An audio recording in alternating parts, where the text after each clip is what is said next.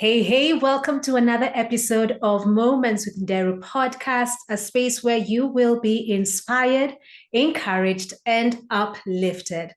Today's guest is a person who knows his why, which is people, purpose, and progress. Aligning people to their purpose so they can make the progress they truly desire. He does this through training, facilitating, hosting events, and most recently, coaching. He is at his best when working on projects that inspire, challenge, and help people find solutions to their and others' problems. He is also an award-winning artist. Welcome onto the show, Sam. Thank you so much. How are you doing, Mutoni? I am keeping well. How about you? Keeping well, keeping well. The weather seems to be very good, so that helps. Fantastic. So, if I've left anything out in your bio, or if someone wants to know you a little bit more, what three words would your friends or family describe you? You said friends or family. Depends on which friend. Pick the kind the three one. words I would think of is the kind one. Okay, let's take the kind one. I think I would say creative, curious, and storyteller. I think, yeah, I like the three. Combination works well. So, would you say from a young age you are the kind of person or child who would would not be, or rather would be a chatterbox? Everyone would be telling you, please stop talking. We've had enough of your stories. Maybe please stop singing, because I did quite a bit of singing as I was one of those kids who would like be making noise and the gate is a bit far off and I'm shouting and I'm like enjoying myself and someone in the house is like, what's happening now? I love it, singing. You know, Yeah. I've interacted with you through AMI. For those who don't know what AMI is the Africa Management Institution or Institute Yeah. that just empowers entrepreneurs across Africa with the necessary tools for their businesses to grow. So, Yeah. me knowing that you are a singer, how did you jump into the business field? How did you jump into facilitation? Yet at the same time, you're a creative person. Well, it's that same question of the why. It took me a while to clarify it, but if you think about it, so my why is three words. It's people, it's purpose, and it's progress. And in all those things, I'm always looking for ways to inspire, challenge, and equip people. So that could be through music, that could be through any form of communication. So as long as you can connect with people, you can inspire them. And it just so happens that in the business field, SMEs are the kind of group that need all the inspiration, they need the encouragement. They also need someone to provide the tools that they could use today and tomorrow.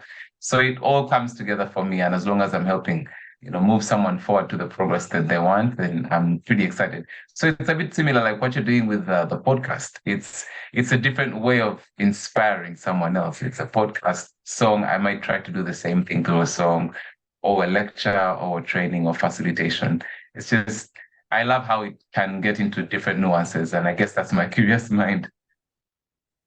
And one thing that I would want someone who's listening in or watching is that with time, I didn't really recognize this, but we are all multidimensional. So all our gifts and abilities can be connected and can work hand in hand to build towards our purpose. And as you said, build towards your why. So what would you say is the word that is resonating with you in this season? It's so funny because when you ask me that question, the word that resonates with me is resonance. And I did think about it. I'm like, yeah, I like that word, resonance or resonate or resonating. Yeah. And why that word? Why resonating or resonate? Well, it's the same fascination you just depicted in the sense that, because for those who might not know, I mean, you could tie it down to physics, or you could think of someone who is connecting with like communicating and connecting with a crowd or an audience or one-on-one conversation. When you say something that connects with the other person and they have like, oh yeah, I get that. So you could get that with a storyteller where they say something that, yeah, that's my experience. And you feel like, oh my God, we are together in this. And I love that how a change you make internally can connect with someone else externally. So, for instance, you choose to do something with this podcast and decide to reach out to a host of different people. That's something that you've done internally, but all of a sudden, so many people are connecting with. So you write a song, you sing it, you share it, and then someone at some point says, this is no longer your song. This is my song because you talked about my subject and you told my story. So I love that ability, whether it's from personal development or career growth, just a change that you make internally. And especially if you align it with purpose, all of a sudden it gives you access to just connect with so many different people. That's the word, resonance. I really love that. You've brought out something very important that most people shy away from: working on ourselves. What would you say is a challenge that many people face in truly committing to that inner work? Well, it's long term. I think most of us are uncomfortable with anything long term. It's like the right now, the time of the recording is like the middle of the year, but like you've had all the conversation about New Year's resolutions, like I'm going to lose 10 kilograms. I'm going to join the gym. I'm going to write this book. And then at the end of January, it's like only 2% of the people who made those promises actually did them. It's because we are, especially in the world we're living in, we're looking for like a quick fix. You're trying to pick a skill, but you want to learn everything and give me the one bite-sized thing. And there's a brilliant gentleman, John Maxwell. He said he was speaking and he does this. He speaks all over the world and all these different things, and he's really brilliant with personal development and corporate and all these side of things. So one young man walks up to him at one point and says, I want to do what you do. And says, okay, you want to do what I do? Okay, that's fine. Keep talking. Says, so tell me the one thing I need to know so that I can do what you do. And John Maxwell, he has a bit of sense of humor and he turns to him and says, listen, young man, the one thing that you need to know before you can do what I do is that there's more than one thing you need to know in order to do what I do. And I think it's a brilliant analogy. Yeah. So all of us are uncomfortable with long term, but that's what it takes. That's what it takes for anything that's worthwhile. I want to tie this in with something that you have just started recently, coaching. So this person Yes. comes to you and they're like, I just want that one thing, Sam, please, one thing. How do you just encourage them to tell them, you know what, it's long term and you just have to commit to the process? Well, it depends on, I guess, how that is said, but I've also built the muscle over time to say, no, I don't do that. Don't do the one thing. If you want the one thing, the quick fix, you have to get it from somewhere else. Because if it's going to be meaningful, it probably took more than one thing for you to get to where you are. It will probably take more than one thing for you to get to where you want to go. So unless you're committed, I'm sorry, I can't be that person to walk with you on this journey. So that can be a bit of a challenging situation and can push someone aback and say, oh, wait, really, you're serious? But then if you get into a longer conversation, say, hey, you need to be patient with yourself because yes, we do need to be like, especially in adulting, as they put the word, there's a lot that you're dealing with. If you may be husband, you may be father, you may be working 2, 3 jobs and a side hustle. Like all of that is not going to pause because you decided you want to change something. So you need to figure out a way, and an easy pace tends to be better. So that then it's incremental change and it happens over time. It's a bit like cooking food. Like I mean, instant food is typically not the healthiest.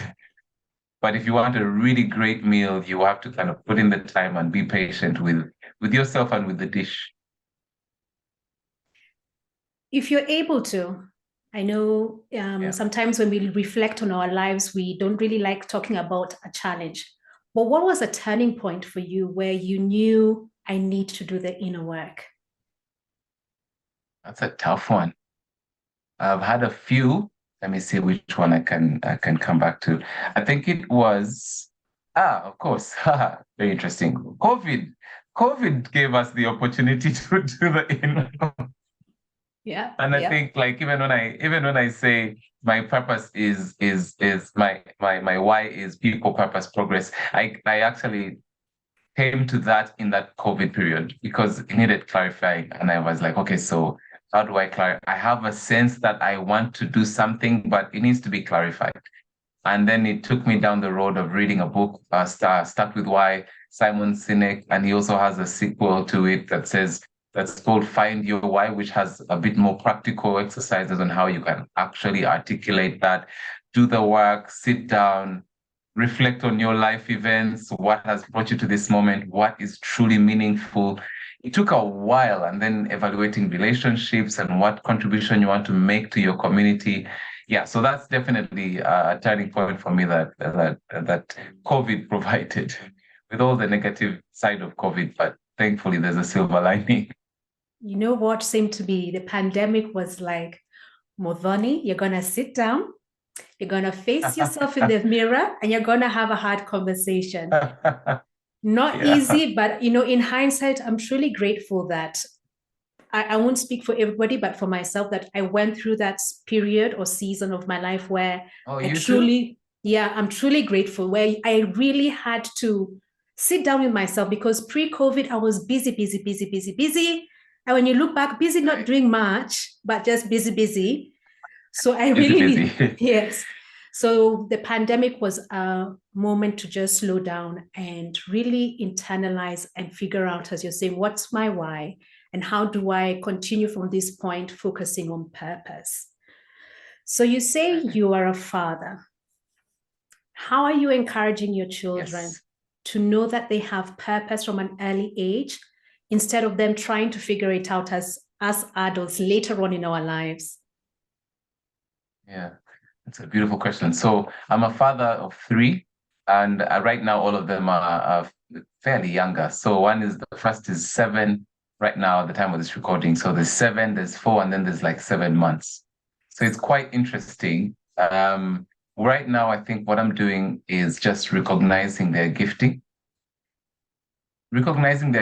without putting pressure on them to be something. Does that make sense? I hope it does make sense. Yes, Like, for yes. instance, while two of them really like singing. So like it's not like, this is the path to being a musician. No, it's just like, let's sing more. Let's make up a song. So I'm a songwriter as well, but I learned quickly, don't try to label stuff that way. It makes it a bit too technical. Let's write a song. That's like, what? I'm 7 years old. What does that mean? Instead, it's like, okay, let's make up songs. And all of a sudden, they're making up songs for their 7-month-old brother, and the brother is laughing. I'm like, oh, that's pretty cool. But at the same time, applying themselves in school and just encouraging them to try stuff and to do their best, because it's a whole journey of discovery, and who knows what's down the road. Yeah. So that's something I'm trying to be very practical on. Yeah. That's powerful. Just recognizing their gifts and not putting a label, because as human beings, we like to label things, quickly Yeah, yeah, just put, yeah. yeah, so and so, you're doing Yeah, this.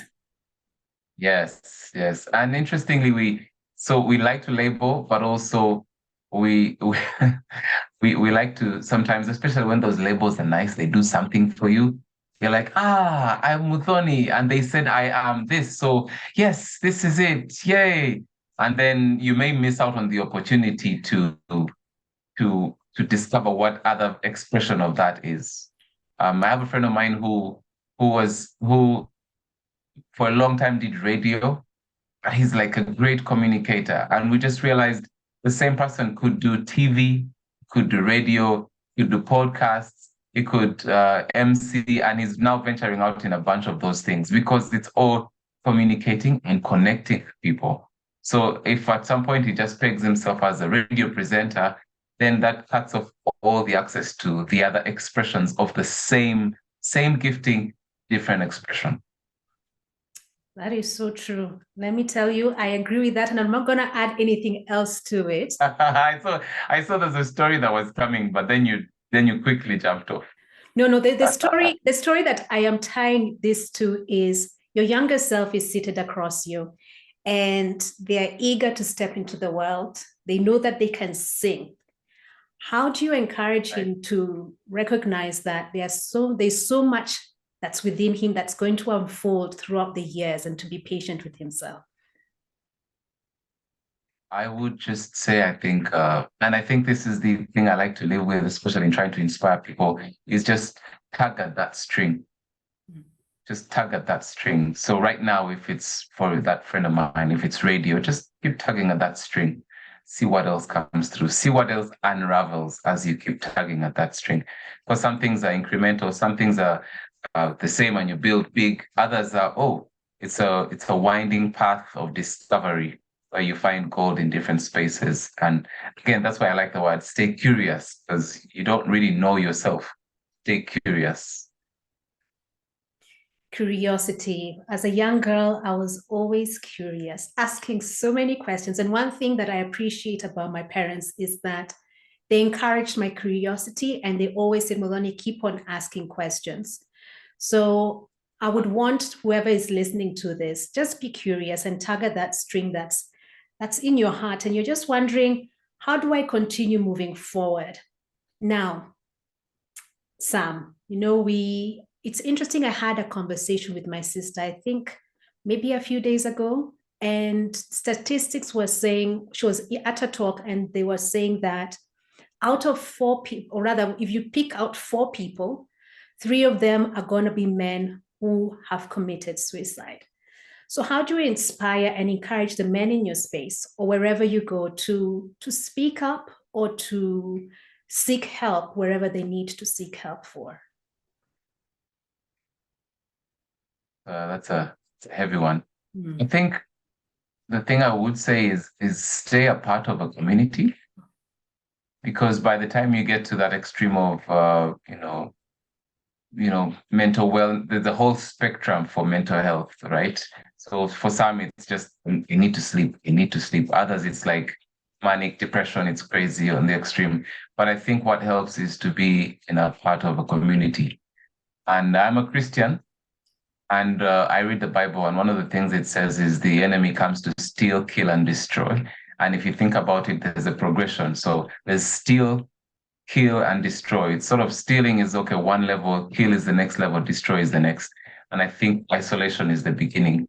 So the moment you start listening to the voice that tells you you're alone or you don't need people, that already should be like an alert that says, no, that's not really true. It's better to be in a sense of community, and not necessarily 1,000 people, but at least if you have a small community, um, two, three, four people that really care, that really ask how are you, and they wait, you know, not that like, hey, okay, good, hey, but like, how are you truly? But also the other thing is the beginning of that is to be that kind of friend as well, to pick up the phone and say, Mudoni, how are you doing? Mm. How's the business? How's work? No, really, how is it going? The last time we spoke, you seemed a bit off. Is everything okay? And when we give that, it's given back to us, and we stay in a cycle of good health. I like that. Be in a space of community, but also you mentioned that the enemy comes to steal, kill, and destroy, and it's a progression. So, how would you Yeah. say faith anchors you through it all? Ooh, in every way. I think everything I do, my whole why is anchored in my faith. So from it's amazing. Like from the sessions where like the context of our meeting was in a facilitation space where we're talking as like entrepreneurs and small and medium entrepreneurs and all that. I'm literally praying for the session before we go in the preparation, praying that people's businesses will thrive. As I'm doing my music, I will be praying over songs and say, Lord, whoever listens to this, I hope it inspires them. I hope it encourages them. I hope it lifts their day. When I'm emceeing at events, I'm saying, God, I'm hoping that everyone who comes through gets a good deposit of what you're trying to serve here. Whether I'm singing at a wedding, all those things are really anchored in my faith. And I find that everything I do is an expression of who I am. In fact, one of my favorite scriptures is Matthew 5:16. It says, "Let your light so shine before all men, they may see your good works and glorify your Father in heaven." So for me, everything is the foundation is my faith, and everything else just kind of gets its branches. I like that. I like hearing when people are anchored in faith. I'm also a Christian, and it's very enriching and encouraging to know that we are all, our journeys are unique, but we're all being called to spread the gospel to the ends of the earth. So the strategy is different, but ultimately is to reveal Jesus wherever we go. Yeah, love that. So I'm going to switch gears a little bit and ask you random questions. Don't overthink it. Yeah. So if you were given an elephant, what would you do with it? Go.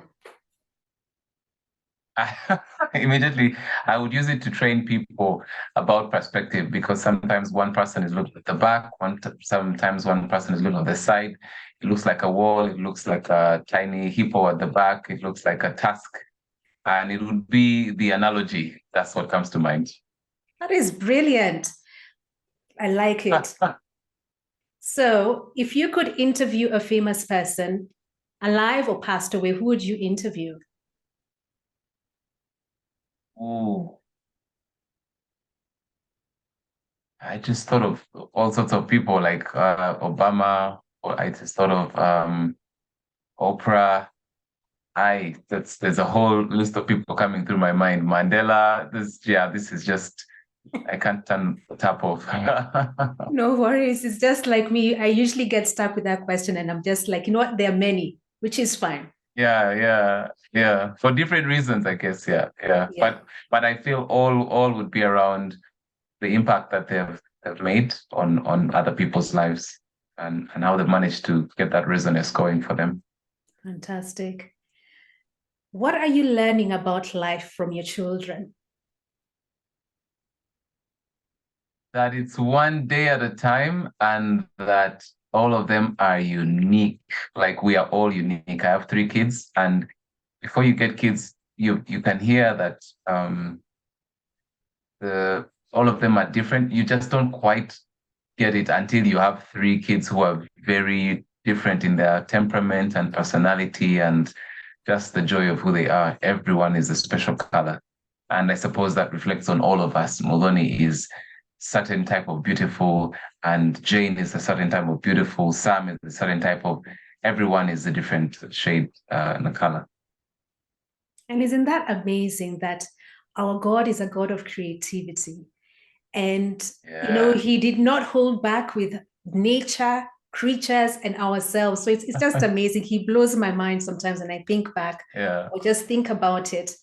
And with that, I just wonder, how can you encourage someone to look beyond their limitations? Because God is a God of endless possibilities. He didn't hold back with his creativity. So that means life can be lived through endless opportunities or possibilities. So how can you encourage someone to just keep on going and recognize that the horizon is still far ahead? Nice. Oh, that's a beautiful question. How do we do that? I think it's a bit similar to what we talked about, like curiosity. Stay curious. The moment you put we say full stop here. In a different context, they say a period. The moment you put a period or a full stop to something, then you're not asking questions. Like what you said, and ask more questions. What if? Just what if I tried this? What's the worst that could happen? What if I tried this? This may not be the path that is the thing, but this is the thing that might lead to something more interesting. I wonder what's behind this. Let's try it out. Let's speak to a stranger. Let's have a podcast where we're being asked random questions. Let's see what comes of that. Just try stuff. Don't peg yourself to a certain box and say, this is me, I'm waiting for my deathbed. Just try stuff. Legal stuff, moral stuff, but try stuff. Yes, it's good to have that disclaimer. Yes, legal stuff. Yeah, I said that, then I was like, we need to, don't try robbing banks. This is not going to end well for you. Yeah.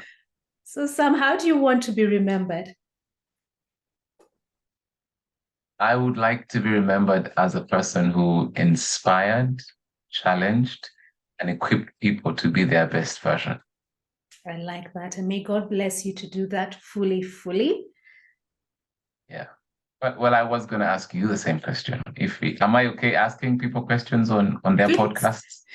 It's okay. I always wonder how I would be in someone else's podcast. I think I would be just like you. Yeah. Can I ask a question, please? Can I ask? Yes, yes. No Yeah. worries. And How would you want to be remembered?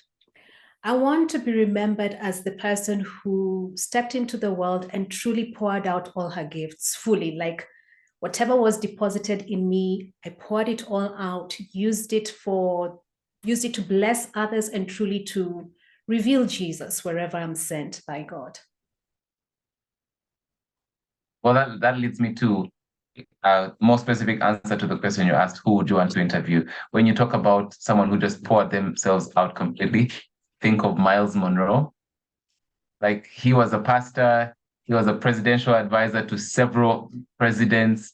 He was a writer, author, communicator, global this and that. It's like, I would like to ask him, my guy, like how many hours did you have in a day? And he Right? started from like poverty. Yeah. How in the world? But thankfully, he put all that stuff in books and we can read it. Although a face-to-face conversation would be like really brilliant. That Same. would be the ultimate. Yeah. Yeah, same to me. I'll just be like, we have 24 hours. You seem to be Yeah. getting Like, extra. How? yeah. How did you bribe God? What happened here? But I think ultimately it ties into what you have shared in your bio, where you know your why and you don't shy away from your why. And wherever you go, you use that to bless others. I was listening to a sermon where, yes, you can be blessed, yes, you can have the gifts, but if it's not connected to purpose, it's meaningless. Right. So I think just making sure that all that we do is connected to purpose and we know our why in everything that we do. Yeah. Yeah. I love that. Couldn't agree more. So I want to thank you so much for coming onto this podcast. Thank you, Madhoni. I definitely appreciate the invite. So, dear listeners, whoever is watching, I hope you can pick one or two things from this conversation. For me, is be curious, make sure you understand your why, and inner work is long term. And also, don't be hard on yourselves. Take it one day at a time. So, until the next episode, continue being curious.